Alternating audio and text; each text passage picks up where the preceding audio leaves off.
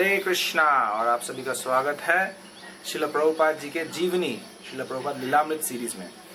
तो मैं इसको पहले से रिकॉर्ड किया हूँ क्योंकि कई बार ट्रैवलिंग में रहता हूँ या फिर इंटरनेट कनेक्शन ख़राब होता है, इस कारण से प्रॉब्लम्स आती हैं। तो पहले से ही सब कुछ अच्छे क्वालिटी में रिकॉर्ड कर रहे हैं।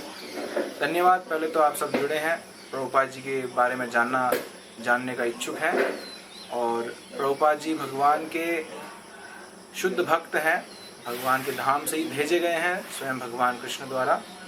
प्रभुपाद जी ने बाद में ये बात बताया भी है कई शिष्यों को कि भगवान ने मुझे ज़बरदस्ती भेजा।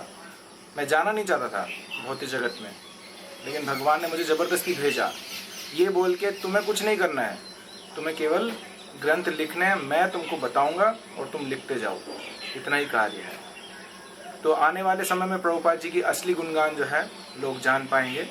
अभी केवल 50 साल ही हुए हैं, 55 साल ही हुए हैं प्रभुपाद जी को इस धाम छोड़े हुए। लेकिन इस प्रभुपाद जी ने जो कार्य हासिल किया है वो पूरे भारत के इतिहास में शायद किसी ने ना किया हो कभी भी। बहुत महान आचार्य आए हैं, रामानुजाचार्य, मध्वाचार्य, शंकराचार्य, विष्णु स्वामी, निम्बार्काचार्य, श्री चैतन्य महाप्रभु स्वयं भगवान के अवतार भी आए हैं, भगवान भी कई बार आए हैं अवतार संभवामी युगे युगे। लेकिन इस सभ्यता या फिर इस सनातन धर्म का जो शिक्षा है, ज्ञान है, ये ज़्यादा से ज़्यादा भारतवर्ष में ही प्रचार हुआ है। पहले भारतवर्ष बहुत बड़ा था तो कुछ और दूर तक प्रचार हुआ होगा, लेकिन इतिहास में पहली बार, एटलीस्ट जितना इतिहास हमको पता है 5, 10, 20 हजार साल के इतिहास में पहली बार इस प्रकार से हो रहा है कि भगवान कृष्ण की वाणी, भगवत गीता, श्रीमद् भागवत पुराण, सनातन धर्म का ज्ञान संपूर्ण विश्व में सभी महाद्वीपों पे, सभी देशों में, सभी धर्मों के लोग तक, सभी अलग अलग प्रजातियों तक श्रील प्रभुपाद जी ने चैतन्य महाप्रभु की इस भविष्यवाणी को पूर्ण कर दिया है। तो श्रील प्रभुपाद जी जैसे कोई आचार्य ना तो थे कभी और शायद ही कभी होंगे भी नहीं। तो श्रील प्रभुपाद जी बहुत ही महान है, भगवान द्वारा भेजे गए हैं, भगवान के शुद्ध भक्त हैं। और उनके बारे में सुनना ये वास्तव में साधु संग है। साधु संग का असली अर्थ ये है कि एक साधु ने भगवान को प्रसन्न करने के लिए कितने सारे कष्ट किए, क्या क्या मुश्किलें उठाएं। हर व्यक्ति चाहता है कि वो आरामदायक जीवन बिताए, घर पे रहे, परिवार में रहे, बच्चों के साथ, पत्नी के साथ, कमाए, खाए, मजे करे और उसके बाद बुढ़ापे में भी आराम करे, रिटायरमेंट। लेकिन प्रभुपाद जी ने भगवान के सेवा के लिए अपने गुरु महाराज के कहने पर कितने सारे मुश्किलें उठाए, उनको स्वीकार किए। और इसमें प्रभुपाद जी का कोई लाभ नहीं है, केवल भगवान कृष्ण का और गुरु महाराज श्रील भक्ति सिद्धांत सरस्वती ठाकुर महाराज का। तो ये वास्तविक साधु संघ है। एक साधु किस प्रकार भगवान के लिए अपना सब कुछ न्यौछावर करके भगवान की सेवा में लगाता है। तो ये श्रवण करने से हम उन साधु का संग कर रहे हैं, उन साधु के जीवन से, आचरण से सीख पा रहे हैं। और इसी को बोलते हैं आचार्य। आचार्य का अर्थ है जो आचरण करके सिखाए, आचरति इति आचार्य। तो प्रभुपाद जी ने ना केवल प्रवचन दिया, ना केवल ग्रंथ लिखे, लेकिन अपने जीवन में आचरण किए। जो प्रभुपाद जी आज सभी लोग को इंस्पायर करते हैं, सभी लोग को उत्साहित करते हैं कि सर्वधर्मान परित्यज्य, सब कुछ त्याग करके एकमात्र भगवान की शरणागति लीजिए, भगवान की सेवा कीजिए और आप भगवत धाम जा सकते हैं। तो प्रभुपाद जी ने केवल लिखा नहीं है, बोला नहीं है, प्रभुपाद जी स्वयं के जीवन में किए हैं इस कार्य को। तो इस सीरीज के माध्यम से प्रभुपाद जी का संग करेंगे, प्रयास करेंगे। हम तो प्रभुपाद जी से मिले नहीं, लेकिन प्रभुपाद जी के शिष्यों से जो हमने सीखा है, सुना है, श्रील प्रभुपाद लीलामृत से, मुख्य तो श्रील सतस्वरूप दास गोस्वामी महाराज प्रभुपाद के बहुत ही करीबी शिष्य थे, बहुत प्रिय शिष्य थे। और उन्होंने प्रभुपाद जी के बारे में बहुत सारा खोज करके, बहुत सारे लोगों से मिलके, उनसे इंटरव्यूज़ लेके प्रभुपाद जी के जीवन के बारे में कुछ जितना समझे हैं, उतना संकलन किए हैं। प्रभुपाद जी ने भी कई बार अपने जीवन के बारे में खुद ही बताया है। तो ये सब के आधार पे श्रील प्रभुपाद जी के जीवन चरित्र का श्रवण करेंगे। तो श्रील प्रभुपाद जी का जन्म भारतवर्ष में, वो भी कलकत्ता में, कलकत्ता बहुत ही पुण्य स्थान है, क्योंकि चैतन्य महाप्रभु यहाँ पास में ही प्रकट हुए हैं। मायापुर धाम, जो कि लगभग 100-120 किलोमीटर दूर है कोलकाता से। और श्रील भक्ति सिद्धांत सरस्वती ठाकुर ने वहाँ पर प्रचार किया, और प्रभुपाद जी ने वहाँ पर जन्म लिए हैं। तो बंगाल, वैसे भी भारत में बंगाल जो है वो क्रांतिकारी एक स्टेट है। अभी तो बंगाल का स्थिति अलग है, लेकिन पहले भी जब अंग्रेजों का शासन था तो बंगाल से ही हर क्रांति शुरू होती थी, और धीरे धीरे 10 साल बाद पूरे भारत में फैलता था। बंगाल के लोग जो हैं बहुत ही दार्शनिक हैं, बहुत ही बुद्धिमान हैं, बहुत ही तेज हैं, उनकी बहुत शुद्ध बुद्धि होती थी। अभी पता नहीं कैसे है, समय बदल रहा है, आज भी है। तो प्रभुपाद जी इस प्रकार के जगह प्रकट हुए हैं। 1 सितंबर 1896 1896 को क्या बोलते हैं हिंदी में, मुझे पता नहीं। 99, 98, 97, 96 हाँ सर 1896 में प्रभुपाद जी ने 1 सितंबर को जन्म लिया था। और ये भी एक कटहल के पेड़ के नीचे, जो प्रभुपाद जी की माँ थी वो अपने घर गई हुई थी, वहीं पे वो बच्चे का जन्म हुआ है। तो कटहल के पेड़ के नीचे, और वो भी नंदोत्सव के इस पवित्र दिन पर। नंदोत्सव का मतलब है जन्माष्टमी के अगले दिन।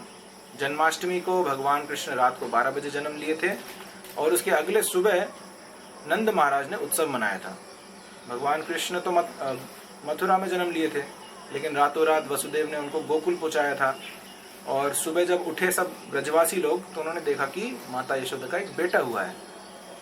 तो नंदोत्सव मनाते हैं उस दिन। नंद महाराज सभी ब्राह्मणों को दान देते हैं, सब पूरा गांव जो है हर्ष मनाता है। तो इस पावन दिवस पर प्रभुपाद जी का आविर्भाव हुआ, और इसलिए उनका नाम रखा गया नंदुलाल, नंदोत्सव के दिन प्रकट होने के कारण। प्रभुपाद जी का बचपन का एक और नाम था कचौड़ी मुखी, क्योंकि उन्हें कचौड़ियाँ खाना बहुत पसंद था। प्रभुपाद खाने के बहुत शौकीन थे, और बाद में भी प्रभुपाद जी अगर कुछ खाना चाहते थे तो खाते ही थे। कोई अगर मना भी कर दे कि अरे डॉक्टर मना कर रहे हैं, आपके लिए अच्छा नहीं है, प्रभुपाद बोले मुझे कोई मतलब नहीं है डॉक्टर से, ये भगवान का प्रसाद है, दो मैं खाऊंगा। और प्रभुपाद जी का बचपन का नाम रखा गया अभय चरण। माता पिता ने नामकरण संस्कार के समय अभय चरण नाम दिया। उसी समय भारत में पुरानी प्रथा है, आज भी पालन होता है, कि ज्योतिष को बुला के बच्चे का जन्म कुंडली तैयार किया जाता है। तो प्रभुपाद जी का भी जन्म कुंडली देखा गया, तैयार किया गया, और ज्योतिषी भी हैरान हो गया कि इतने अच्छे गुणों के साथ, इतने अच्छे भाग्य के साथ जन्मा है ये बच्चा, ये भारत का सबसे अमीर व्यक्ति बन सकता है। इनके भाग्य में इस प्रकार से है कि भारत का एक सबसे अमीर व्यक्तियों में से एक बन सकते हैं ये। और इसके अलावा 70 साल की उम्र में 7 समुद्र पार करेंगे, और पूरे विश्व में 108 भगवान राधा कृष्ण के मंदिर स्थापित करेंगे। तो ये सब भविष्यवाणियां पहले ही हो गई थी। भाग्य के अनुसार प्रभुपाद जी के यानी भगवत धाम से आए हैं इसी कार्य के लिए, तो भगवान इस प्रकार के भाग्य बना के भेजे हैं। और बहुत ही खुशहाल, बहुत ही प्रेमी परिवार में पले बड़े हैं प्रभुपाद जी। सुवर्ण वणिक से उनका परिवार का ताल्लुकात था, और मल्लिक परिवार थे। प्रभुपाद जी के मल्लिक परिवार से जुड़े थे, और प्रभुपाद जी के पिताजी का नाम था गौर मोहन डे परिवार। तो बचपन से ही अच्छे घराने में पले बड़े हैं। प्रभुपाद जी के पिताजी गौर मोहन जी एक कपड़े का दुकान चलाते थे, होलसेल का, कपड़ों का सेल करते थे, और बहुत सुंदर पूजा करते थे। प्रभुपाद जी बाद में बताया कि मेरे पिताजी वास्तव में तो उनका मुख्य कार्य था पूजा करना, भगवान की सेवा करना, लेकिन वो बस औपचारिकता के लिए अपना दुकान भी चलाते थे, घर परिवार चलाते थे, लेकिन उनका पूरा मन जो है, उनका हृदय जो है सेवा में, पूजा में लगा रहता था। तो सुबह थोड़े देर से उठते थे प्रभुपाद के पिताजी, और घंटी बजा के आरती पूजा शुरू करते थे। और जब बच्चे उठते थे तो वो घंटियाँ बज रही हैं, उसी को सुनते हुए उठते थे। और फिर रात को भी देर में सोते थे प्रभुपाद के पिताजी, तो पूजा करके ही सोते थे। यानी दिन के सुबह के 3-4 घंटे तो पूजा करते थे घर पे, फिर शाम को भी 2-3 घंटे पूजा करते थे रात को सोने से पहले। तो इस प्रकार से प्रभुपाद जी ने बचपन से ही अपने पिताजी से ये शिक्षा प्राप्त किया कि इस मनुष्य जीवन का उद्देश्य भगवान की भक्ति करना, राधा कृष्ण की भक्तिमयी सेवा, पूजा करना। और इसी कारण से फिर प्रभुपाद जी 6 साल की उम्र में ही अपने पिताजी से राधा कृष्ण के विग्रह प्रार्थना की कि कृपया मुझे भी राधा गोविंद जी का विग्रह दीजिए, मैं भी पूजा करूंगा। इसके साथ साथ प्रभुपाद जी रोज बचपन में मंदिर जाते थे अपने सबसे करीबी मित्र के साथ, जो बच्चों को बिठाते ना गाड़ी में, स्ट्रोलर में, तो 2 बच्चे एक ही स्ट्रोलर में बैठ के जाते थे। और एक बहुत ही सुंदर राधा गोविंद मंदिर है जो पूरे मल्लिक परिवार के विग्रह था, सभी मिलकर के सेवा पूजा करते थे राधा गोविंद जी का। तो घर के पास में ही था, रोज सुबह जाते थे वहाँ मंदिर में, दर्शन करते थे, बच्चों के साथ खेलते थे, कीर्तन सुनते थे, प्रसाद खाते थे। और बहुत छोटे उम्र में ही प्रभुपाद जी को राधा कृष्ण से प्रेम हो गया, वास्तविक प्रेम। प्रभुपाद जी बाद में बताते हैं कि मैं जब छोटा था तो मैं देखता था कि कोई आता क्यों नहीं है इस मंदिर में।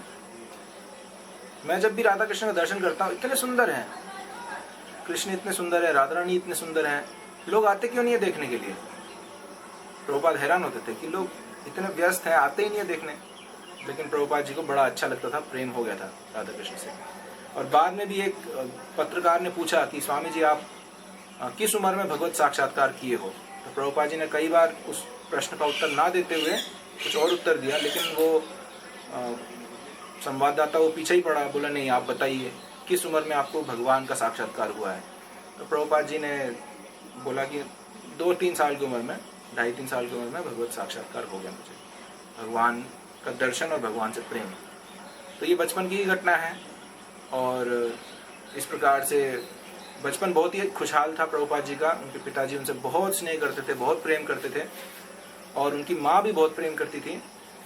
बच्चे के सुरक्षा के लिए माँ ने कई प्रकार के व्रत भी रखे थे, जैसे कई बार नज़र उतारने के लिए काला धागा पहनाते हैं बच्चे को। और माँ ने एक ये व्रत धारण किया था कि जब तक मेरा बेटा मेरे से पूछे नहीं तब तक मैं अपने उल्टे हाथ से ही खाना खाऊंगी। लोग हमेशा सीधे हाथ से खाना खाते हैं, लेकिन माँ ने ये उद्देश्य से कि मेरा बच्चा सुरक्षित रहे, उस पर कोई बुरा प्रभाव ना पड़े, तो उल्टे हाथ से खाने का प्रतिज्ञा लिया। और एक दिन बचपन में ही प्रभुपाद जी ने पूछा, माँ आप उल्टे हाथ से क्यों खाते हो? बस उसी दिन से वो व्रत पूरा हो गया, माँ ने उल्टे हाथ से खाना छोड़ दिया।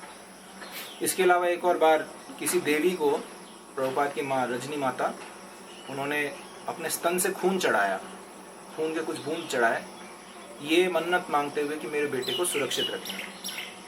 तो इस प्रकार से बहुत ही ऐसे भी बंगाल के जो परिवार हैं बहुत स्नेहमयी, बहुत प्रेममयी होते हैं, बहुत अच्छा पारिवारिक स्नेह होता है आपस में। तो प्रभुपाद जी इसी प्रेममयी वातावरण में पले बड़े। उनके पिताजी भी बहुत स्नेह करते थे। कभी बहुत मुश्किल था जो प्रभुपाद को डांटना कभी नहीं डांटते थे, और अगर कभी डांटना भी हो तो बच्चे को पहले बैठा के समझाते थे, देखो बेटा मैं तुम्हारा पिता हूँ और अब मैं तुमको कुछ डांटूंगा तुमको कुछ शिक्षा दूंगा लेकिन तुम बुरा मत मानना, ये मेरा कर्तव्य है, अगर नहीं करता हूँ तो मैं तुम्हारा भला नहीं कर रहा हूँ। फिर उसको कुछ समझाते थे। तो इस प्रकार से बहुत ही प्रेम, बहुत स्नेह के साथ पले बड़े हैं प्रभुपाद जी। और घर में किसी चीज़ की कमी नहीं होती थी। प्रभुपाद बोलते थे कि आम भरे रहते थे आम के मौसम में, और हम बच्चे लोग खेलते थे, अंदर बाहर भागते थे। भागते भागते किसी ने एक आम पकड़ लिया, उसको खा लिया, फिर वापस आते हुए एक और आम पकड़ के खा लिया। और सब्जियाँ, चावल, दाल सब कुछ हमेशा भरा रहता था, कभी भी कमी नहीं थी घर में। और केवल ये नहीं, साथ साथ में प्रभुपाद जी के पिताजी बहुत ही धार्मिक थे। हर रोज उनका नियम था, रोज का नियम था कि कहीं किसी ना किसी साधु को ढूंढ के घर पे लाना और उनको भोजन खिलाना। वास्तव में ये एक गृहस्थ का धर्म है कि साधुओं को, जो सन्यासी हैं या वानप्रस्थी हैं या ब्रह्मचारी भी हैं, उन सभी को अपने घर पे बुला के उन्हें भोजन खिलाना।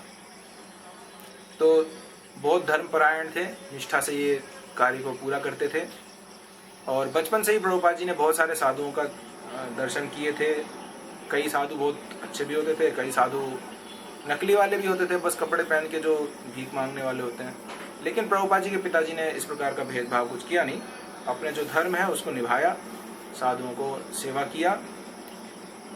और हर बार जाते जाते साधुओं को एक इच्छा मांगते थे कि आप केवल इतना आशीर्वाद दो कि मेरा बेटा राधा रानी का शुद्ध भक्त बने, बस इतना ही मांगते थे। उनका हार्दिक इच्छा था कि मेरा बेटा भगवान का भक्त हो, श्रीमती राधा रानी का भक्त हो।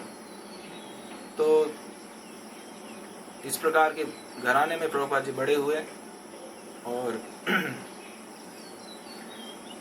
बचपन में स्कूल जाने का इच्छा नहीं था, किसी भी बच्चे का होता नहीं है, तो उनकी माँ जो है ज़बरदस्ती उनको स्कूल भेजती थी। लेकिन पिताजी कभी कभी स्नेह के कारण उनको बोलते थे, ठीक है बेटा, क्या हो गया, स्कूल क्यों नहीं जाना। तो प्रभुपाद जी बोलते थे, मैं जाऊँगा लेकिन कल जाऊँगा, आज नहीं जाऊँगा। तो पापा बोलते, ठीक है कोई बात नहीं, कल चले जाना।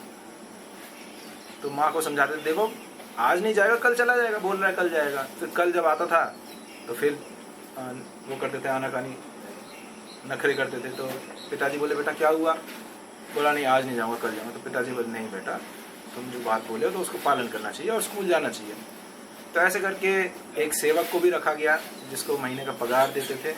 वो बच्चे को उठा के बांधता था रस्सी से केवल दिखाने के लिए। तो उनके उधर में रस्सी बांध के उनको स्कूल ले जाके रखता था, छोड़ के आता था, फिर शाम को उठा के वापस ले आते थे। तो इस प्रकार से स्कूल जाने का भी आदत डल गया प्रभुपाद जी में। और स्कूल में भी जब खेलते थे, फुटबॉल खेलते थे वहाँ उस समय, तो प्रभुपाद जी ज़्यादा भाग दौड़ में रुचि नहीं रखते थे। वे हमेशा गोलकीपर बनते थे। जो गोलची होता है ना, गोल पे खड़ा रहता है, क्योंकि उसको भागना नहीं पड़ता है और आराम से खड़ा रहेगा। तो प्रभुपाद जी ज़्यादातर उसी रोल को अपनाते थे, गोली बन के खड़े रहते थे। और बहुत जिद्दी भी थे, जो चाहिए उनको चाहिए था, नहीं मिले तो बस आतंक मचा देंगे। तो एक बार बाजार में जाते हुए उन्होंने खिलौने की दुकान में एक बंदूक देखा, तो पिताजी से रोने लग गए, पिताजी मेरे को बंदूक चाहिए, मेरे को बंदूक चाहिए, खिलौना चाहिए बंदूक। तो पिताजी ने बोला, ठीक है बेटा कोई बात नहीं, एक बंदूक खरीद के दे दिया उनको। तो उनको एक और बंदूक पसंद आया उसी दुकान में, बोले पापा एक और चाहिए मेरे को, वो वाला भी चाहिए। तो पिताजी ने बोला, बेटा तुम्हारे पास एक बंदूक है, इसी से खेल लो, बाद में दोबारा ले लेंगे और बंदूक, अभी नहीं। तो जिद के कारण वो पीठ पे लेट गए और अपने पैरों को इस प्रकार से उछालने लगे सड़क बीच में, बाजार में। सभी लोग आके देखने लगे और पिताजी को बहुत शर्मिंदा हुए और तुरंत बच्चे को बोले, अच्छा अच्छा खड़े हो जाओ, कोई दिक्कत नहीं है, मैं तुमको दूसरा बंदूक भी पकड़ा देता हूँ। तो तुमको दो बंदूक क्यों चाहिए, एक में संतुष्ट क्यों नहीं हो। बोले नहीं, मेरे दो हाथ है ना, तो एक हाथ के लिए एक एक बंदूक, दोनों हाथों के लिए बंदूक चाहिए मेरे को। तो इस प्रकार से बचपन में बहुत नटखट थे, बहुत जिद्दी थे और इस प्रकार की लीलाएं किए हैं। फिर 6 साल की उम्र में राधा गोविंद के विग्रह भी प्राप्त किए और बहुत सुंदर तरीके से प्रभुपाद जी और उनकी छोटी बहन थी भवतारिणी, ये दोनों मिलके, प्रभुपाद और अपनी छोटी बहन, वो उनकी बेस्ट फ्रेंड्स थी, दोनों की दोस्ती थी। तो दोनों मिलके राधा गोविंद की सेवा करते थे, एक साथ मिलके उनके अभिषेक करना, कपड़े पहनाना, आरती करना, भोग लगाना। और प्रभुपाद जी की एक बड़ी बहन भी थी, रजनी देवी, वो कभी कभी प्रभुपाद को चिढ़ाती भी थी, बड़ी दीदी होती है इस प्रकार के। तो ये बहुत स्नेह प्रेम का बचपन था और इस प्रकार से बड़े होते गए। और एक दिन जब वे 13 साल के हो गए, 13 साल के जब हुए, तो पहली बार उन्होंने खतरे का सामना किया जीवन में। उस समय हिंदू मुस्लिम के कुछ दंगे होने के कारण आपस में मारपीट काटपाट होने लगा कलकत्ता में। और प्रभुपाद जी जिस इलाके में रहते थे वो मुसलमान का इलाका था, वहाँ मुसलमान लोग ज़्यादा रहते थे। तो एक दिन बच्चों के साथ खेल करके प्रभुपाद जी वापस अपने घर आ रहे थे। तो बच्चों ने बोला कि अभी मत जाओ, घर मत जाओ, उन्होंने सुना कि दंगे शुरू हो गए हैं। तो प्रभुपाद जी ने कहा, दंगे क्या हो गया, एक गुंडे दूसरे गुंडे को मार रहे हैं या किसी ने किसी का खून कर दिया होगा, बस इतना ही होगा। लेकिन जब आए अपने गली के और मुड़ गए गली के पास, तो उन्होंने देखा एक दुकान में आग लगी है, कोई किसी को चाकू मार रहा है, कोई खून पड़ा हुआ है ज़मीन पे, किसी का सिर फूटा हुआ है और सब लोग आपस में मारकाट कर रहे हैं, हिंदू मुस्लिम लोग। तो प्रभुपाद जी घबरा गए और अपने घर की ओर भागने लगे। और उनके पड़ोस में एक मुसलमान जो रहते थे, वो चाकू लेके प्रभुपाद जी के पीछे भागने लगे, प्रभुपाद जी को मारना चाहते थे। तो प्रभुपाद जी को मतलब बहुत भय लगा, भाग के कैसे न कैसे बच के अपने घर पहुंच गए। तो बाद में प्रभुपाद जी ने अपने शिष्यों को वर्णन भी किया, बोला उस दिन मैंने भगवान का विराट रूप का दर्शन कर लिया। मैं समझ गया कि वास्तव में सब कुछ भगवान के हाथ में ही है, भगवान ही कर रहे हैं। और अर्जुन को भी भगवान ने जब विराट रूप दिखाया तो अर्जुन पूछे कि इस भयानक रूप में आप कौन है और आपका क्या उद्देश्य है।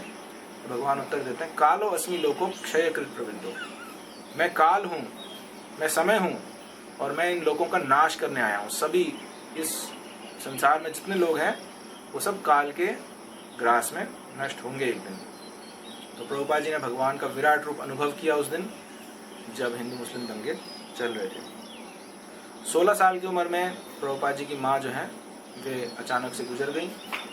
प्रभुपाद जी को इस बात से बहुत दुख लगा, बहुत झटका लगा और पिताजी ने उनको समझाया, देखो बेटा ये जीवन का सत्य है, हमको भगवान की वाणी को समझना है कि हम लोग शरीर नहीं है, आत्मा है। सभी जितने संबंधी हैं वे सब आत्मा है, नित्य भगवान के अंश हैं और कभी मरते नहीं हैं, वे केवल शरीर परिवर्तन करते हैं।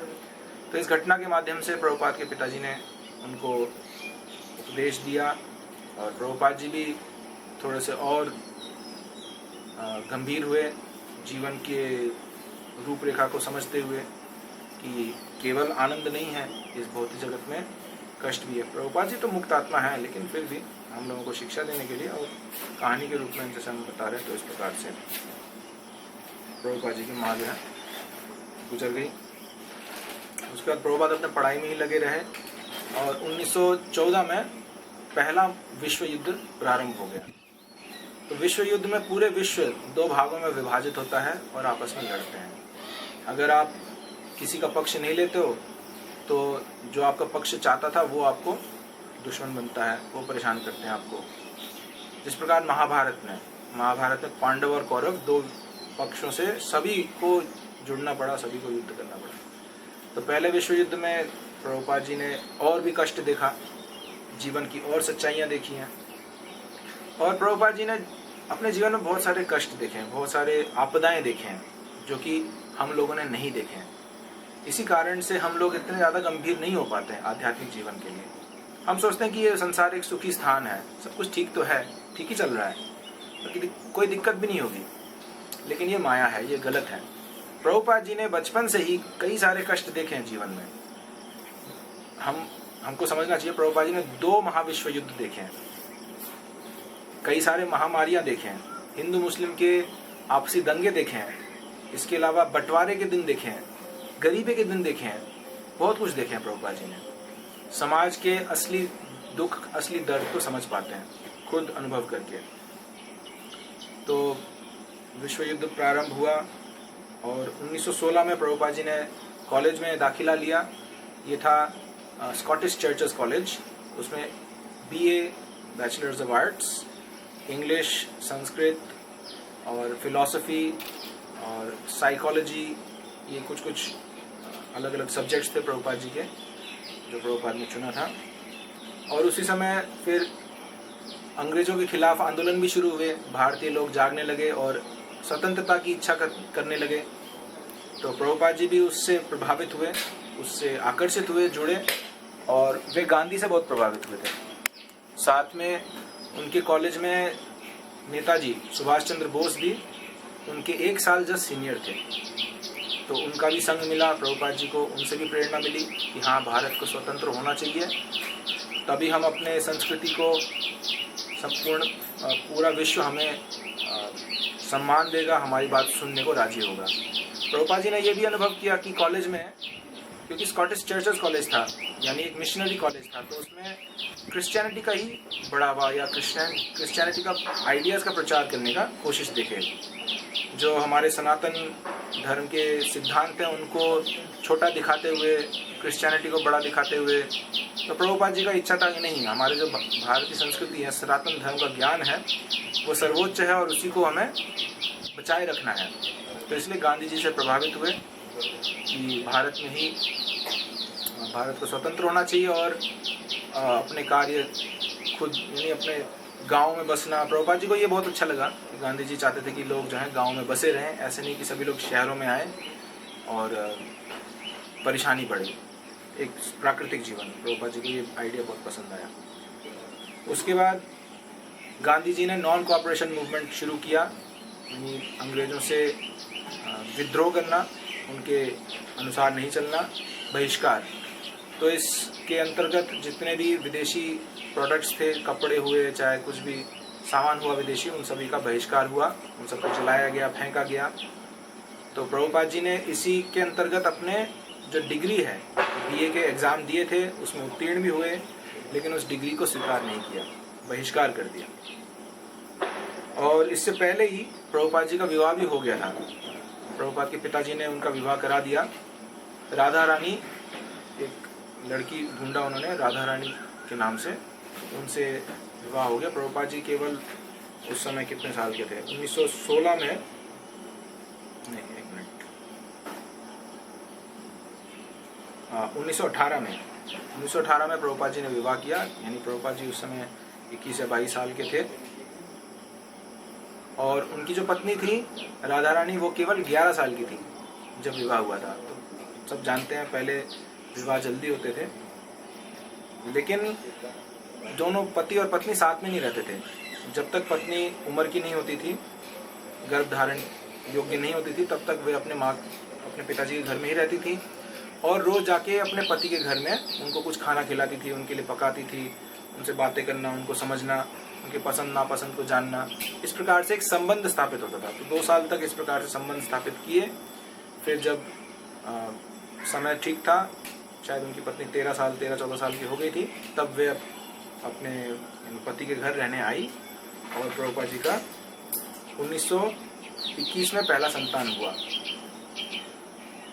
तो इस बीच में प्रभुपाद जी कॉलेज भी संपूर्ण कर लिए, लेकिन उन्होंने डिग्री को रिजेक्ट कर दिया, बहिष्कार कर दिया। तो उनके पिताजी ने बहुत ढूंढा, चिंतन किया कि बच्चे को कैसे खड़ा करें, कैसे स्थापित करें अपने पैरों पे। तो उनके बचपन के जो, यानी उनके फैमिली डॉक्टर थे, जो उनके परिवार के चिकित्सक थे, डॉक्टर कार्तिक चंद्र बोस, वो अच्छे मित्र थे। तो गौर मोहन डे, प्रभुपाद के पिताजी ने उनसे बात किया कि मेरे बेटे को आप अपने कंपनी में कुछ जॉब दीजिए, कुछ काम करने को दीजिए। तो उन्होंने बोला, हाँ, मुझे एक विश्वसनीय व्यक्ति का आवश्यकता है और तुम्हारा बेटा अभय चरण तो मेरे बेटे के समान ही है, मैं उसको विश्वास कर सकता हूँ। इसलिए मैं उसको अपने कंपनी का, जो कि था बोस लेबोरेटरीज, एक दवाई बनाने की कंपनी थी बोस लेबोरेटरीज, उसका मैनेजर बना दिया, मुख्य मैनेजर। तो उस कंपनी में कई लोग पुराने भी थे, कई उम्र के लोग भी थे और बहुत सालों से काम भी कर रहे थे। तो उन्होंने विद्रोह भी किया कि आपने इस नए व्यक्ति को, जो 21-22 साल का लड़का है, इसको अभी तो आपने इसको जॉब दिया और अब तुरंत उसको मैनेजर भी बना दिया, हमें तो सहन नहीं होता। तो कार्तिक चंद्र बोस ने बोला, मुझे ये मेरे बेटे के समान है, तो तुम लोगों को स्वीकार करना ही पड़ेगा, मैं इसको विश्वास करता हूँ, ये पैसे का हेरफेर नहीं करेगा। तो इस प्रकार से प्रभुपाद जी को शुरू में ही एक अच्छा पोजीशन मिला और प्रभुपाद जी बहुत मेहनती थे। उस कंपनी में काफ़ी सारे सुधार भी कर दिए, कई सारे जो गलतियां थी उनको ठीक किए। कार्तिक चंद्र बोस बहुत खुश थे उनसे और उनका कारोबार भी बढ़ने लगा। तो इस प्रकार प्रभुपाद जी अपने जीवन में स्थापित होने लगे और उनका पहला संतान हुआ। प्रभुपाद जी ने अपने बच्चों का नाम जो है भगवान के धामों के नाम से संबंधित रखा। पहले बच्चे का नाम रखा वृंदावन, दूसरा बच्चा प्रयाग में हुआ था तो इसलिए उसका नाम रखा प्रयागराज। बच्चों का नाम इस प्रकार से रखे प्रभुपाद जी ने। प्रभुपाद की एक बेटी भी हुई है, उनका नाम मुझे याद नहीं है। तो इस प्रकार 1922 में जब प्रभुपाद जी काम कर रहे थे तो उनके एक मित्र थे, नरेन बाबू, शायद बचपन के मित्र थे। तो उन्होंने बोला कि अभय चरण, चलो हम तुमको एक बहुत अच्छा साधु से मिलाते हैं। तो अभय प्रभुपाद जी ने बोला, साधु तो बहुत देखे मैंने, मेरे पापा रोज बुलाते थे साधुओं को, सब देख चुका हूँ मैं साधु क्या है, मेरे को कोई रुचि नहीं है साधु में। बोला, नहीं ये अलग साधु हैं, ये महान, कुछ अलग हैं, ये बहुत खास हैं। और ज़बरदस्ती उनको ले गए दोस्ती के वास्ते। बोले, अगर तू नहीं जाएगा तो दोस्ती खत्म है आज। तो प्रभुपाद बोले, ठीक है चलो, तुम ज़बरदस्ती कर रहे हो। तो भक्ति सिद्धांत महाराज आए हुए थे, नवद्वीप में भजन करते थे उससे पहले, और फिर कलकत्ता आए हुए थे अपने संगठन को स्थापित करने के लिए, गौड़ी मठ। तो उल्टा डांगा रोड पे गौड़ी मठ स्थापित किए थे और वहाँ पे भक्ति सिद्धांत प्रभुपाद जी प्रवचन दे रहे थे। तो ये दोनों यानी अभयचरण और नरेन बाबू, ये दोनों दोस्त जवान हैं, 21, 22, 23 साल के बच्चे ही हैं। तो जाके वहाँ प्रणाम किए और प्रणाम करके ही जैसे उठने से पहले ही भक्ति सिद्धांत महाराज ने नजर मारा और बोले कि तुम दोनों जवान पढ़े लिखे लड़के हो, तुम अंग्रेजी भाषा में पूरे विश्व में चैतन्य महाप्रभु के संदेश का प्रचार क्यों नहीं करते हो? तो पहली बार मिल रहे हैं, ना जान ना पहचान, फिर भी इस प्रकार से बोल रहे हैं। तो प्रभुपाद जी ने चुनौती भी दिया उस समय, बोले महाराज हम स्वतंत्र है ही नहीं, हम परतंत्र है, कौन सुनेगा हमारी बात? तो भक्ति सिद्धांत महाराज ने अच्छा जवाब दिया जो प्रभुपाद जी को प्रभावित किया। बोले आज हम परतंत्र हैं, कल हम स्वतंत्र हैं, परसों फिर से परतंत्र हो जाएंगे, ये सब चलता रहेगा, लेकिन चैतन्य महाप्रभु का संदेश इतना आवश्यक है उसके लिए हम इंतजार नहीं कर सकते हैं। पूरा संसार जो है कष्ट में जल रहा है, भगवान से दूर होने के कारण पाप में लिप्त हो रहा है। ये संदेश इतना आवश्यक है कि तुरंत का तुरंत, अभी के अभी ही पूरे संसार में प्रचार करना चाहिए। तो प्रभुपाद जी बहुत प्रभावित हुए कि चैतन्य महाप्रभु का जो संदेश है वो एक योग्य व्यक्ति के हाथों में है। तो इस प्रकार से उसी क्षण प्रभुपाद जी ने भक्ति सिद्धांत महाराज को गुरु स्वीकार किया, हृदय में, दीक्षा तो नहीं लिया लेकिन हृदय में स्वीकार किया कि ये मेरे गुरु हैं, मैं इनकी बात पालन करूँगा। और वहाँ बैठ के बहुत ध्यान से सुना और वहाँ के जो भक्तों से दोस्ती भी किए, प्रसाद लिए, दोस्ती किए और घर गए, लौट गए। उनको लगा कि अगर मैं शादी नहीं किया होता तो मैं यहीं रह जाता, मैं महाराज के साथ ब्रह्मचारी बन के सेवा करता, लेकिन मेरा बच्चा भी है और घर परिवार भी है, तो मुझे उनका भी ध्यान रखना पड़ेगा। तो लेकिन बहुत प्रभावित हुए। तो इस प्रकार से एक बार फिर मौका मिलने से प्रभुपाद जी जगन्नाथपुरी भी गए विजिट करने, और जगन्नाथपुरी में जो इच्छाएं थी, जो अपेक्षाएं थी, वो थोड़े से निराश होके आए थे, क्योंकि उन्होंने कई सारे चीज़ें देखे वहाँ पे। पंडा लोग जो हैं मतलब एकदम उच्च कोटि के आचरण से नहीं थे। कुछ जगह उन्होंने भोजन का इंतजाम रखा था पिताजी ने, तो वहाँ पे एक बार चावल खाते समय उन्होंने देखा चावल के अंदर कुछ है, तो उन्होंने पूछा ये क्या है चावल के अंदर? तो उन्होंने बोला मछली है ये। तो प्रभुपाद जी घबरा गए, बोले बचपन से मैं तो कभी खाया नहीं है सब। और वो भी जो जगन्नाथपुरी के जो जिनके घर पे प्रसाद लिए थे, वो भी बोले हमको पता नहीं था कि आप नहीं खाते हैं, हमें क्षमा कर दो। तो ये सब देख के प्रभुपाद जी को थोड़ा सा लगा कि मैं जो सोचता था वैसा नहीं है, और भक्ति सिद्धांत प्रभुपाद जो बताते हैं एकदम परफेक्ट तरीके से जो बताए हैं वो मुझे पसंद है। तो अपने गृहस्थ जीवन के कारोबार संभालते रहे, दायित्वों को संभालते रहे, और 1923 में अपने कारोबार को बढ़ाने के लिए प्रभुपाद जी फिर प्रयाग यानी इलाहाबाद, पहले जो इलाहाबाद थी अभी प्रयागराज है, उससे पहले ही प्रयागराज था, बीच में इलाहाबाद हो गया, अभी दोबारा प्रयागराज हो गया। वहाँ पे प्रभुपाद जी गए और वहाँ अपना एक क्लिनिक खोले, प्रयाग फार्मेसीज। तो पास में ही उसी गली में एक डॉक्टर भी बैठे करते थे। तो प्रभुपाद जी ने उनसे बात की कि देखो आपका हम दोनों का काम एक ही है, तो हम दोनों एक ही दुकान में आधा आधा रेंट करके ले लेते हैं दुकान को, और आप जो है लोगों को चेकअप कीजिए और मैं उनको दवाई दे दूँगा। तो इस प्रकार से दोनों की दोस्ती होकर प्रभुपाद जी ने अपना दुकान चलाना शुरू किया, और पूरे उत्तर भारत के जो बोस लैबोरेटरीज के सेल्समैन बने, यानी दिल्ली, मुंबई, आगरा और ये सब एरियाज़ में, लखनऊ, अलीगढ़, जितने बड़े शहर हैं, प्रभुपाद वहाँ ट्रैवलिंग करते थे, वहाँ पे जाते थे, यात्रा करते थे और अपने दवाइयों को, बोस लेबोरेटरीज की दवाइयों का प्रचार करते थे, बेचते थे। तो प्रभुपाद जी का जीवन बहुत ही मेहनती जीवन था, ऐसा नहीं कि आराम से बैठे हुए हैं। प्रभुपाद जी हमेशा मेहनत करते थे, जगह जगह नए जगह जाके लोगों से मिलना, उनसे बात करना, उनको दवाइयाँ बेचना। फिर कई बार दवाइयों के पैसे उधार में रहते थे, तो जाके उन दवाइयों के पैसे भी लेके आना वापस, बहुत मेहनत का काम था। साथ में अपने परिवार को भी संभालना, परिवार को भी भरण पोषण करना। और प्रयाग में दुकान बहुत अच्छा चलने लगा, तो एक साल बाद अपने पत्नी बच्चों को भी ले आए प्रयाग, और साथ में उनके पिताजी का उम्र भी हो गया था। पिताजी का उस समय 75 साल उम्र हो चुका था, तो अपने पिताजी को भी घर अपने साथ ही रखने लगे। इसके अलावा उनके जो बड़े भाई थे, प्रभुपाद जी के बड़े भाई, वे भी आगे प्रयाग में प्रभुपाद जी का साथ हेल्प करने लगे बिजनेस में। और प्रभुपाद जी की एक जो बड़ी बहन थी रजनी दीदी, वे उनके पति का देहांत हो गया था, तो उस कारण से वो वापस अपने पिताजी के घर आ गई। तो वो भी प्रभुपाद जी का आश्रित होकर प्रयाग में आ गई। तो अब देखिए प्रभुपाद जी के परिवार में कितने लोगों का दायित्व था। एक तो प्रभुपाद जी का पिताजी का दायित्व, उसके बाद बड़े भाई का दायित्व, उसके बाद बड़ी बहन का दायित्व, और बड़ी बहन का जो बेटा था उसका नाम था तुलसी, जो प्रभुपाद जी के भतीजा होंगे, उनका भी दायित्व था। साथ में अपने पत्नी और 2 बच्चों का दायित्व। तो ये सारा दायित्व प्रभुपाद जी ने अकेले नहीं, सभी ने मदद किया, लेकिन मुख्य प्रभुपाद जी ने बिजनेस स्थापित करके इसको चलाया, इस दायित्व को निभाया। और सॉरी, रजनी नहीं, राजेश्वरी, प्रभुपाद जी की दीदी का नाम था राजेश्वरी, गलती हो गया मुझसे। उनके बेटे का नाम था तुलसी। तो प्रभुपाद जी ने उनके लिए एक गाड़ी भी खरीदा, जो वो टैक्सी चला सकें, कुछ तो काम करना चाहिए।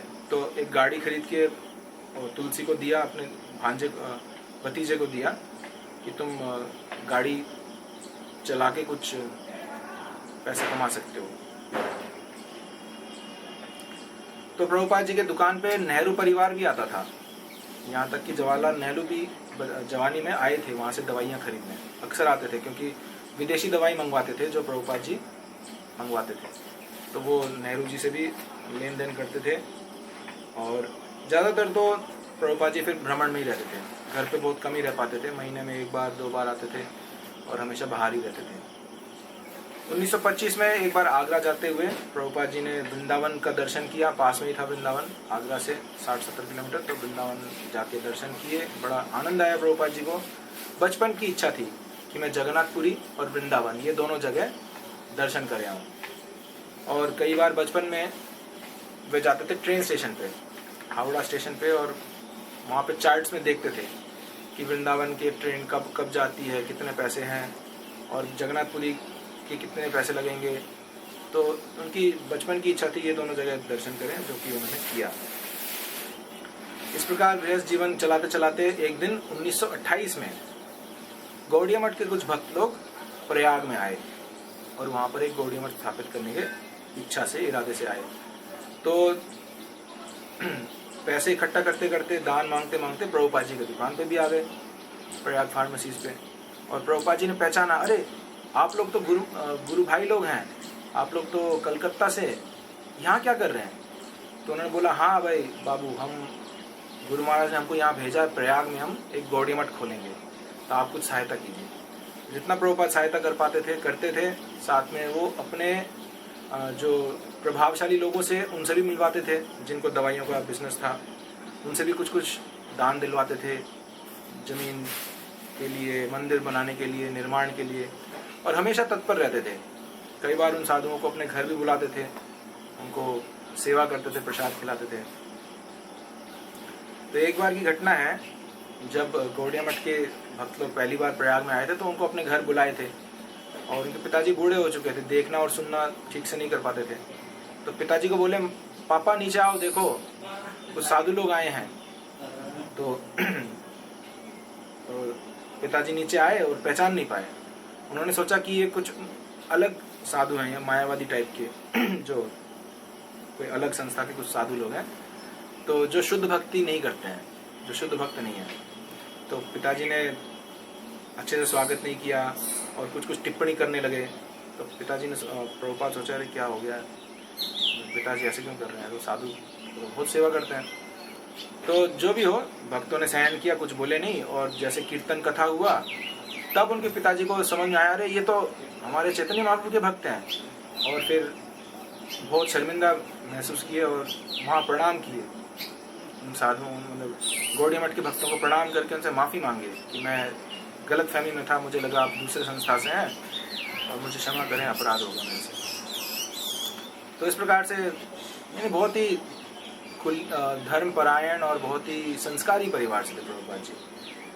तो गुरु भाई लोगों के मिलने से प्रभुपाद को फिर से एक उत्साह आया कि हाँ, आध्यात्मिक जीवन में हमको आगे बढ़ना है और गुरु महाराज से दीक्षा लेना है, मुझे भी गुरु महाराज की कुछ सेवा करनी है। तो ये सब दोबारा जागने लगा प्रभुपाद जी के हृदय में। और 1930 में प्रभुपाद के पिताजी बहुत बीमार हुए, यानी उनका अंतिम समय निकट आ गया। उस समय प्रभुपाद जी मुंबई में थे, कुछ वहाँ पर बिजनेस के काम से गए हुए थे। तो ये सोचते हुए कि पिताजी बहुत बीमार है, एक बार जाके देख के आऊँ, तो आए, किसी को बताए बिना आए वापस प्रयाग, और रात को 12 बजे घर पहुँचे। तो रात को 12 बजे जब खटखटाए तो सभी लोग घबरा गए, कौन है, रात को चोर आ गया क्या। लेकिन प्रभुपाद के पिताजी जागे हुए थे। उन्होंने राजेश्वरी यानी प्रभुपाद की बहन को बोला, दीदी को बोला कि जाओ दरवाजे खोलो, अभय आया है, मेरा बेटा आया। तो राजेश्वरी ने दरवाज़ा खोला, देखा हाँ वास्तव में आया हुआ है। तो प्रभुपाद ने पिताजी से पूछा, पापा मैं क्या सेवा करूं, आपकी क्या इच्छा है? मुझे कुछ दिनों में वापस मुंबई जाना है, अगर कुछ इच्छा है तो बताइए, मैं उस इच्छा को पूरा करता हूँ। तो प्रभुपाद के पिताजी ने बोला कि जो गौड़िया मठ में जाके एक गाय और एक बछड़े का दान करो, और उसके अलावा गौड़िया मठ के सारे भक्तों को बुलाओ, घर पे कीर्तन रखवाओ, उनको बहुत अच्छा प्रसाद खिलाओ, यही मेरी इच्छा है, सेवा करो। तो उस शाम को गौड़िया मठ के भक्तों को बुलाया गया, सन्यासी ब्रह्मचारियों को। वो घर में आए, गौर मोहन डे के लिए कीर्तन किया, प्रभुपाद के पिताजी के लिए कीर्तन किया, कथा किया, और उसी रात को प्रभुपाद के पिताजी प्राण त्याग किए और वापस भगवान के धाम लौट गए। तो अब प्रभुपाद जी के जीवन जो है और कठिन और मुश्किल होता गया, एक एक करके। उनके जो करीबी थे, प्रेमी थे, वो सब जा रहे हैं, और कारोबार भी बढ़ रहा है, साथ में परिवार के खर्चे भी बढ़ रहे हैं। गौड़िया मठ में भी जुड़ने लगे, स्थापित होने लगे। और एक बार 1932 में श्रील भक्तिसिद्धांत सरस्वती प्रभुपाद वृंदावन आए हुए थे, और कार्तिक में ब्रजमंडल परिक्रमा निकाले थे अपने शिष्यों के साथ। प्रभुपाद जी की बहुत इच्छा थी कि मैं भी जाऊं, उस यात्रा में जुड़ूं, लेकिन कारोबार के कारण नहीं जा पाते थे। आखिरी के दिनों में एक दिन निकाल के, समय निकाल के, जब प्रभुपाद जी कोसी में थे, भक्तिसिद्धांत प्रभुपाद जी कोसी में थे, उस दिन सब काम छोड़ के प्रभुपाद जी गए कोसी और गुरु महाराज का श्रवण किया। तो उस समय पास में ही कोई अधोक्षज नारायण का मंदिर था, अधोक्षज विष्णु का, तो यात्रा वहाँ जाने वाली थी। तो प्रभुपाद जी ने बोला, यात्रा जाने से क्या लाभ है, मेरे को तो साधु का संग करना है, अपने गुरु महाराज से श्रवण करना है। तो प्रभुपाद जी पीछे रह गए, रुक गए और गुरु महाराज से श्रवण किया। पूरे दिन सुबह से लेकर रात तक बैठे रहे कमरे में। कई लोग आए कमरे में, सुन के कुछ समय बाद चले गए, कुछ सेवाओं में, कुछ अपने कार्यों में चले गए, लेकिन प्रभुपाद जी बैठे रहे। और प्रभुपाद ने बोला, यही मेरा एकमात्र गुण था, मैं सुनता था ध्यान से, और मुझे कुछ नहीं पता, लेकिन मैं ध्यान से सुनता था मेरे गुरु महाराज क्या बोलते थे। कई बार मेरे को समझ में नहीं भी आता था। मेरे गुरु महाराज बहुत प्रखांड विद्वान थे और बहुत बड़ी बड़ी दार्शनिक बातें बताते थे। तो जब समझ में नहीं आता था तो भी मैं सुनता था, उठ के नहीं जाता था। और इसी कारण से आज मैं एक महान प्रचारक के रूप में प्रसिद्ध हूँ, क्योंकि मैंने ध्यान से सुना है और उसी बात को ध्यान से दोहराया है, उसमें कोई परिवर्तन नहीं किया। तो भक्तिसिद्धांत प्रभुपाद ने भी इस बात को सराहा। अगले साल जब प्रयाग में मंदिर स्थापित हुआ तो भक्तिसिद्धांत प्रभुपाद आए, शायद 3-4 महीने बाद ही था। भक्तिसिद्धांत प्रभुपाद को निमंत्रण दिया, प्रभुपाद जी आए और राधा कृष्ण विग्रह को स्थापित किया, चैतन्य महाप्रभु के विग्रह को, और साथ में कुछ भक्तों को दीक्षा दिया। तो जब अभय चरण प्रभुपाद को पता चला कि दीक्षा मिलने वाला है, तो उन्होंने अपना नाम भी दिया कि मैं भी दीक्षा लेना चाहता हूँ। 11 साल हो गए हैं गुरु महाराज से जुड़े हुए। तो जो मठ के जो अधिकारी थे उन्होंने मिलवाया भक्तिसिद्धांत प्रभुपाद से कि ये आपसे दीक्षा लेना चाहता है अभय बाबू। इन्होंने बहुत सहायता किया है। प्रयाग में जो गौड़िया मठ स्थापित हुआ है सब अभय बाबू की सहायता से हुआ है। उन्होंने ही हमको बड़े बड़े लोगों से मिलवाया। तो भक्तिसिद्धांत प्रभुपाद ने तुरंत पहचाना, बोले हाँ इसको जानता हूँ मैं, ये सुनना पसंद करता है, इसके इस गुण को मैं पसंद करता हूँ। तो प्रभुपाद जी को भी बहुत अच्छा लगा कि मेरे गुरु महाराज मेरे को पहचाने और सराहे इस गुण के कारण। तो दीक्षा लिए, पहला दूसरा दीक्षा एक साथ हुआ, ब्राह्मण दीक्षा भी मिला उसी समय। और प्रभुपाद जी उसके बाद से बहुत ज़्यादा गंभीर हुए अपने आध्यात्मिक जीवन को लेकर के।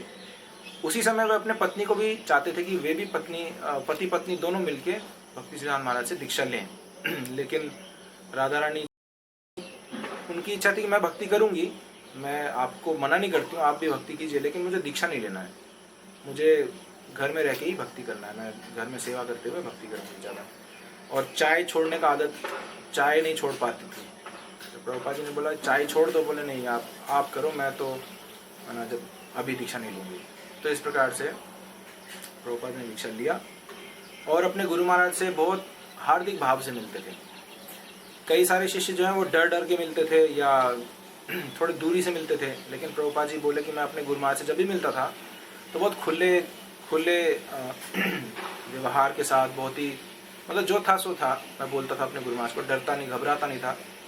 और कई गुरु भाई लोग इस बात के बुराई भी करते थे कि भाई बाबू अपने आप को क्या समझते हैं, वो जानते नहीं है गुरु के साथ किस प्रकार से बर्ताव करना चाहिए। लेकिन प्रभुपाद बोले मुझे कोई फ़र्क नहीं पड़ा, मैं जो हूँ मैं हूँ। और गुरु महाराज को भी अच्छा लगा, इस प्रकार का कोई त्रुटि लगा नहीं उस व्यवहार में। भक्ति सिद्धांत प्रभुपाद ने हमेशा प्रभुपाद को उत्साहित किया यानी पहली बार मिलने पर ही आखिरी तक हमेशा उत्साहित किया कि तुम एक पढ़े लिखे जवान व्यक्ति हो, अंग्रेजी भाषा जानते हो, तुमको अंग्रेजी भाषा में प्रचार करना है, चैतन्य महाप्रभु के संदेश का विश्व भर में प्रचार करना है। जब भी मिलते थे, और कई बार, एक बार राधा कुंड में भी मिले बाद में 1930-35 के आसपास। तो भक्ति सिद्धांत प्रभुपाद ने बोला कि मेरा इच्छा है किताब छापना, ग्रंथ छापना, तुम कारोबार करते हो, अगर तुमको कभी पैसे मिले तो अंग्रेजी में ग्रंथ छापो और उसका प्रचार करो। तो हर बार प्रभुपाद जी को एक ही उपदेश मिला, एक ही आदेश मिला कि अंग्रेजी भाषा में ग्रंथ छापें और विदेशों में प्रचार करें। आखिरी में भी 1936 में प्रभुपाद जी, भक्ति सिद्धांत प्रभुपाद जी गुजर गए, यानी 1 जनवरी 1937 को, 31 दिसंबर को प्रभुपाद जी इस धराधाम छोड़ के चले गए, भक्ति सिद्धांत प्रभुपाद जी। तो उस समय 15 दिन पहले ही जब तबीयत खराब थी तो अभय चरण प्रभुपाद जी ने अपने गुरु महाराज को पत्र लिखा कि गुरु महाराज आपके कई सारे वरिष्ठ भक्त हैं, सेवा करते हैं, सन्यासी, ब्रह्मचारी, मैं तो एक गृहस्थ हूँ, मैं भला क्या सेवा करूँ, आप मेरे से क्या चाहते हैं, मैं कैसे सेवा करूँ आपकी, मैं तो योग्य नहीं हूँ। तो प्रभुपाद जी ने चिट्ठी पाया अपने गुरु महाराज से कि अगर तुमको कभी पैसे मिले तो तुम ग्रंथ छापो। तो आखिरी, शुरू से लेकर आखिरी उपदेश में एक ही बात बताया कि तुम अंग्रेजी भाषा में प्रचार करो। तो प्रभुपाद बताया कि मैं अपने गुरु महाराज से केवल 10-11 बार ही मिला, 10 सालों में, दीक्षा लेने के बाद से लेके 10 साल तक मैं केवल 10 या 11 बार ही अपने गुरु महाराज से मिला। लेकिन जब भी मिला तो उनके वाणी को बहुत ध्यान से सुना मैंने और उस पर हमेशा मनन किया, उस पर हमेशा ध्यान लगाया कि मेरे गुरु महाराज क्या चाहते हैं मुझसे। तो इस प्रकार से थोड़े से और कुछ 1-2 लीला और चर्चा करते हैं, फिर अगले सेशन में और करेंगे। तो प्रभुपाद जी आध्यात्मिक जीवन में बहुत ही गंभीर हुए और हमेशा ये भी विचार करते थे कि मैं अधिक से अधिक धन कमा सकूं, व्यापार अच्छे से कर सकूं, ताकि गुरु महाराज के मंदिरों में दान दे सकूं, गुरु महाराज के आदेशों के अनुसार किताब छाप सकूं अंग्रेजी भाषा में, और गुरु महाराज के आदेशों पर विदेश जाऊं। विदेश जाने के लिए पैसे चाहिए ना, कोई खाली हाथ कैसे जाएगा, तो अच्छा पैसा होना चाहिए, अच्छा समाज में एक स्थान होना चाहिए, तो फिर मैं एक प्रतिनिधि बन के मैं विदेशों में प्रचार कर पाऊंगा। तो इस उद्देश्य से प्रभुपाद जी दिन रात मेहनत करते थे, बहुत मेहनती थे। प्रभुपाद जी बाद में भी बोले, मैं कभी आलस पसंद नहीं करता था, आलसी लोग मुझे बिल्कुल पसंद नहीं है, और मैं कभी खुद आलसी था नहीं, और अपने समाज में भी किसी को आलसी देख नहीं सकता मैं। प्रभुपाद जी अपने शिष्यों को बहुत बहुत सेवा कराते थे, बहुत मेहनत कराते थे, क्योंकि वो खुद भी ऐसे ही थे। प्रभुपाद जी बहुत मेहनती थे, किसी काम को अगर पकड़ लिया तो छोड़ते नहीं थे, पूरा मन से, हृदय से करते थे। तो इतना कारोबार अच्छा हो गया था प्रभुपाद जी का कि एक और कंपनी था जिसका नाम था बंगाल केमिकल्स। उन्होंने अभय बाबू को अप्रोच किया कि हम चाहते हैं कि आप बोस कंपनी छोड़ दो, आप हमारे कंपनी में लग जाओ, हमारी दवाइयाँ का सेल करो। तो प्रभुपाद जी ने एक शर्त रखा था उनके साथ, बोला ठीक है, लेकिन मेरा एक शर्त है कि मैं अपने अनुसार काम करूँगा, सुबह शाम मैं व्यस्त रहूं, मैं अपना खुद का पूजा पाठ है, प्रोग्राम है, बाकी दिन के समय मैं आपके लिए काम कर सकता हूँ, लेकिन सुबह और शाम में मेरा ये मतलब कंडीशन है। तो कंपनी को ठीक नहीं लगा, बोले कि ये व्यक्ति तो पहले से ही कंडीशन डाल रहा है, बाद में क्या क्या कंडीशन डालेगा क्या पता। तो उन्होंने बोला नहीं, अगर आप काम स्वीकार करना है तो कोई बिना कंडीशन के स्वीकार करना है। और प्रभुपाद जी भी जिद्दी थे, बोले नहीं फिर तो मुझे नहीं करना है काम आपके लिए, और वो जो ऑफ़र है हाथ से छूट गया। तो प्रभुपाद बाद में बोले कि वो एक गलती था मेरा, मुझे वो काम स्वीकार करना चाहिए था, उससे काफ़ी सारा और धनी हो पाता। लेकिन इससे ये पता चलता है कि प्रभुपाद जी के जीवन में आध्यात्म ज़्यादा आवश्यक था, धन और परिवार और संसार से ज़्यादा आवश्यक था अपना साधना, अपना भक्ति, गुरु महाराज के प्रति जो दायित्व था दीक्षा लेने पर, वो ज़्यादा जरूरी था। और प्रभुपाद जी तो भगवान से प्रेम करते ही थे, शुद्ध भक्त थे, तो इसीलिए वही प्रायोरिटी था। तो गृहस्थ में रह के भी प्रभुपाद जी बड़े कड़क थे अपने प्रायोरिटीज में। अपने कार्य में लगे रहे, लेकिन कई लोग जो है दवाइयों के पैसे उधार वापस नहीं किए, यानी बोलते थे कि हाँ आप अगले महीने दे दूंगा दवाइयों के पैसे, अरे अभी बेचे नहीं मैंने दवाइयाँ, अभी वो पैसे कहीं और लग गए, मैं अगले महीने दे दूंगा। ऐसे कर आके पीछे से बहुत सारा घाटा हो गया, मतलब नुकसान तो नहीं लेकिन पैसे का भरपाई नहीं कर पा रहे थे प्रभुपाद जी। तो कार्तिक चंद्र बोस भी परेशान हो गए, बोले इतने सारे दवाइयाँ तो बेच दिए, अब उसके पैसे ही नहीं आए मेरे पास, और दवाइयाँ कैसे दूँ इनको। और साथ में उनके जो कंपनी में कुछ और लोग थे ईर्ष्यालु लोग, उन्होंने भी कान भरना शुरू किया, अरे आप अभय बाबू को जो इतना विश्वास करते हो, वो तो बंगाल केमिकल्स के लिए भी काम कर रहे हैं, वहाँ से भी ऑफर आया है उनको, आपके काम को नज़रअंदाज करके वो उनके काम में ज़्यादा लगे हुए हैं। तो कान भी भरे किसी ने, और कार्तिक चंद्र बोस को पैसे भी नहीं मिल रहे थे। तो एक दिन खुद जाके प्रयागराज जाके प्रभुपाद से मिले, उनसे चर्चा किया कि बेटे क्या हुआ बताओ, तुम पैसे क्यों नहीं चुका रहे हो।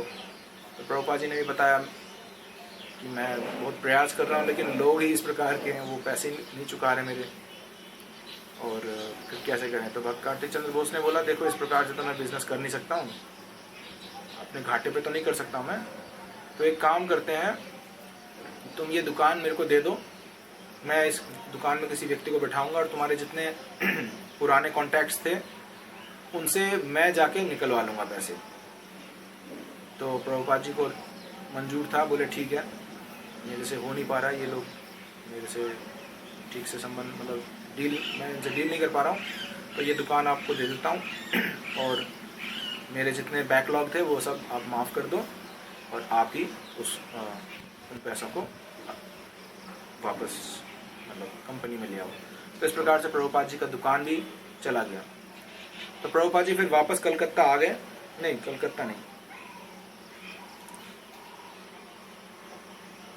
प्रभुपाद जी ने 10,000 रुपये जमा किए कार्तिक चंद्र बोस को कि इस प्रकार से हम अपने अकाउंट्स को क्लियर कर देते हैं और मेरा दुकान जो है आप इसको चलाइए, ये एक एस्टैब्लिश दुकान है, सभी लोग आते हैं यहाँ से दवाइयाँ खरीदते हैं, तो ये दुकान आपको दे दूँ। तो इसके बाद फिर मुंबई गए। प्रभुपाद जी ने सोचा कि किसी और के अंडर में काम करना तो इसी प्रकार से है, तो क्यों ना अपना खुद का काम शुरू करें। तो मुंबई जाके वहाँ पे खोजबीन किए अपने बड़े भाई को लेके दोनों कि यहाँ पे कहाँ एक फैक्ट्री शुरू कर सकते हैं दवाइयों का। और स्मिथ इंस्टीट्यूट पे भी प्रभुपाद जी ने कुछ जॉब स्वीकार किया था, एजेंट बन के वहाँ की दवाइयाँ, उस कंपनी की दवाइयाँ बेचना शुरू किया। तो मुंबई में काम करते करते वहाँ फिर उनके गुरु भाई लोग टकरा गए, मिल गए फिर इत्तेफाक से। तो प्रभुपाद जी बहुत खुश हुए, बोले आप लोग यहाँ पे भी, बोले हाँ यहाँ मुंबई में भी हमें सेंटर खोलना है, हमारे गुरु महाराज चाहते हैं हर जगह सेंटर हो। तो वहाँ पे भी मदद किया प्रभुपाद जी ने, गुरु भाइयों को बहुत मदद किया वहाँ पे। जो बड़े बड़े कंपनी के मालिकों से मिलवाने ले जाते थे, बड़े बड़े दवाइयों के मैन्युफैक्चरर्स या फिर जो लोग दवाइयाँ खरीदते थे स्मिथ कंपनी से, उनसे अपने गुरु भाइयों को मिलवाते थे और गुरु भाई लोग प्रवचन देके कुछ चंदा डोनेशन इकट्ठा करके मंदिर के कंस्ट्रक्शन के लिए काम करते थे। लेकिन स्मिथ कंपनी में भी प्रभुपाद जी कई दुश्मन बने। वहाँ पे उन्होंने, तो स्मिथ कंपनी में प्रभुपाद जी सेल्समैन के रूप में काम कर रहे हैं और साथ में अपना खुद का फैक्ट्री भी खोल रखा था, दोनों चीज़ें साथ में कर रहे थे। मुंबई में। तो स्मिथ इंस्टीट्यूट में किसी ने कान भर दिया मालिक का कि ये व्यक्ति ऐसे तो स्मिथ के नाम से जाता है, लेकिन जब ऑफ़र आता है, मतलब जब खरीदारी होती है, तो वो आपकी दवाइयाँ ना बेच के वो अपने फैक्ट्री की दवाइयाँ बेच देता है। नाम आपका यूज़ कर रहा है, काम अपना कर रहा है। तो इस प्रकार का झूठा इल्ज़ाम लगा के वहाँ से स्मिथ से फिर प्रभुपाद को निकाला गया। उनको वहाँ से भी जॉब छूट गया और उनकी कंपनी भी उतने अच्छे से चल नहीं रही थी। तो प्रभुपाद जी फिर वापस प्रयाग ही लौट गए। वहाँ मुंबई का सारा कारोबार बंद करके वापस प्रयाग आ गए। तो देखिए, प्रभुपाद जी बिल्कुल भी आलसी नहीं थे, बहुत मेहनती थे और नए नए काम शुरू करने के लिए दूर दराज जगह जाते थे, मेहनत करते थे। प्रभुपाद जी ने जीवन में बहुत सारे कठिनाइयों का सामना किया है। अभी हम इस श्रृंखला में देखेंगे, प्रभुपाद ने 7 या 8 बार नए फैक्ट्रीज या बिजनेसेस खोले थे और हर बार पूरा जोर लगाया, पूरा मेहनत किए। कई बार तो बहुत सफल होने की संभावनाएं भी थे, लेकिन अचानक से कुछ होता था जो सारा काम बिगड़ जाता था। तो अंत में प्रभुपाद जी बड़े हताश भी होते थे, लेकिन इस बात पे सोचने पे मजबूर भी होते थे कि ऐसे क्यों हो रहा है, क्या शायद भगवान का हाथ है इसमें, क्या भगवान कुछ और चाहते हैं मेरे से। फिर उन्हें श्रीमद् भागवतम से एक बहुत अच्छा श्लोक मिला, यस्याहम अनुगृणामि हरिष्ये तद्धनम शनैः। भगवान कृष्ण युधिष्ठिर को बोल रहे हैं कि जिन पे मैं खास कृपा करता हूँ, जिनसे मैं खास प्रेम करता हूँ, उनसे मैं धीरे धीरे उनका सारा भौतिक संपत्ति छीन लेता हूँ, जिस कारण से उसका परिवार उसको त्याग देता है। पहले तो भौतिक संपत्ति चले जाने पे दुखी हो गया, उसके बाद परिवार भी त्याग कर दिया उसका, तो दुगना दुखी हो गया। अब इस दुख में वो कहाँ जाएगा। केवल एक ही व्यक्ति बचता है, भगवान की शरण में जाना। इससे पहले भक्त के पास 2 विकल्प थे। एक विकल्प था भौतिक संसार में आनंद लेना और एक विकल्प था भक्ति में आनंद लेना। तो भगवान जिस पे खास कृपा करते हैं, जिसको बुलाना चाहते हैं, उसका भौतिक संसार पूरा नष्ट कर देते हैं। अब एक ही सहारा बचता है, एक ही जगह से आनंद प्राप्त कर सकता है, वो है भगवान से। तो पूर्ण शरणागत हो जाता है और भगवान के लिए ही समर्पित हो जाते हैं। प्रभुपाद के जीवन में भी ऐसे ही हुआ आने वाले समय में। तो वापस प्रयाग आए और प्रयाग में फिर से एक अपने फार्मेसी फिर से स्थापित किया, वहाँ पे फिर से कुछ काम करना शुरू किया और घर पे ही प्रचार करना शुरू किया। प्रभुपाद जी ने अपने आध्यात्मिक जीवन को और ज़्यादा गंभीरता से लेने लगे। तो हफ्ते में 2 या 3 दिन आसपास पड़ोस के लोगों को बुलाते थे, घर में कीर्तन करते थे, प्रसाद खिलाते थे, प्रवचन देते थे, गीता के ऊपर शिक्षा देते थे। लेकिन प्रभुपाद के जो पत्नी और बच्चे, वो बिल्कुल भी रुचि नहीं लेते थे। वो चाहते थे कि हमारे पिताजी ज़्यादा मेहनत करें, ज़्यादा पैसे कमा के लाएं, हमारा पढ़ाई, हमारा शादी, हमारे घर के सारे काम अच्छे से हों। उनको लगता था कि हमारे पिताजी समय बर्बाद कर रहे हैं ये आध्यात्मिक कार्यों में लग के। तो इसके विद्रोह में वो लोग आते ही नहीं थे उन प्रोग्राम्स में। वो ऊपर वाले कमरे में रहते थे, चाय पीते थे अपने, लेकिन अपने पिताजी या अपने पति के प्रोग्राम में सहयोग देते ही नहीं थे। तो इससे भी काफ़ी हताश होते थे प्रभुपाद जी, लेकिन अपना मेहनत भी करते थे, बिजनेस भी करते थे, पैसे भी कमाते थे, जो जरूरी था। फिर 1932 में या उसी के आसपास कुछ समय प्रभुपाद जी राधा कुंड गए, वहाँ अपने गुरु महाराज से मिले, अपने दोनों बच्चों को लेकर के दर्शन कराए। तो गुरु महाराज ने प्रभुपाद से अकेले में बात किया, बोले कि मैं बहुत विचार कर रहा हूँ, मैंने जो मंदिर खोला है बाग बाजार में बहुत बड़ा गौड़ी मठ स्थापित हुआ था और उसमें संगमरमर का पत्थर दिया था किसी धनी व्यक्ति ने, बहुत कीमती संगमरमर की पत्थर। लेकिन उस मंदिर में झगड़े शुरू हो गए थे। कुछ भक्त लोग आपस में झगड़े करने लगे कि ये कमरा मेरा है, ये कमरा मेरा है। गुरु महाराज के चले जाने के बाद मैं इस कमरे में रहूँगा, मैं इस कमरे में।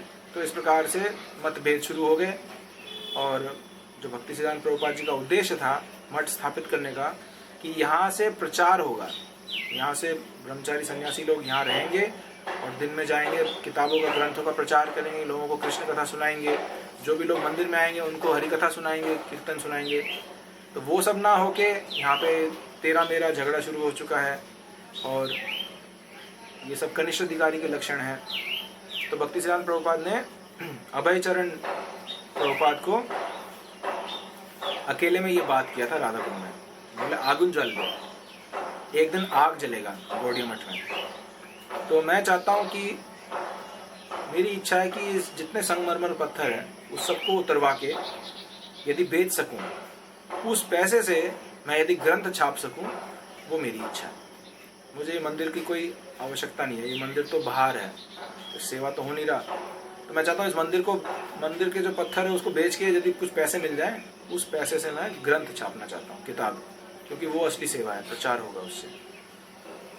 तुम्हें यदि कभी भी पैसे मिले तुम ग्रंथ छापो, if you ever get money print books. ये प्रभुपाद जी का आदेश था, भक्ति सिद्धांत प्रभुपाद का आदेश था हमारे इस्कॉन के प्रभुपाद जी को। तो प्रभुपाद जी ने इस बात को बहुत गंभीरता से हृदय में लिया कि मेरे गुरु महाराज की हार्दिक इच्छा है कि ग्रंथ छापे। और 1936 में आखिरी बार प्रभुपाद जी ने जो पत्र भेजा, फिर 1937 में 1 जनवरी को भक्ति सिद्धांत प्रभुपाद गुजर गए, धराधाम से भगवान के धाम चले गए।